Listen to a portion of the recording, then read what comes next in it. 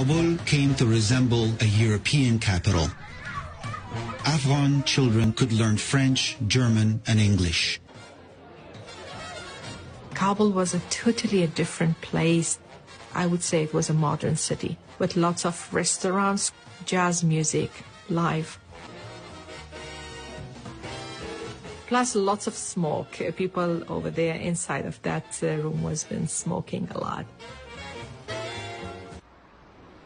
The Intercont had a wonderful swimming pool. On the top floor had the best nightclub.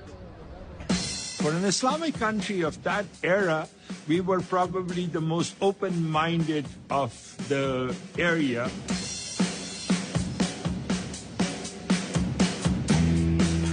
Then came in the tourist era.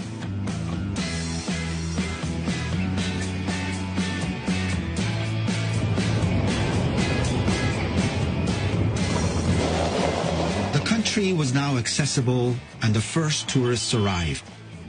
Most of them were hippies.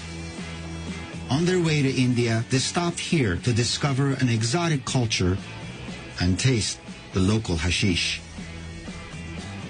And it was a lot of tourists coming to different parts of the country.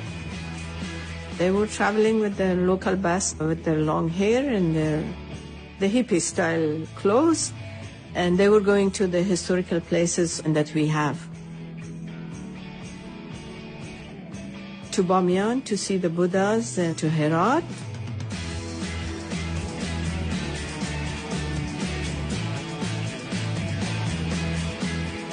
From America, from Germany, from Italy, from France, from these European countries, they were coming. They were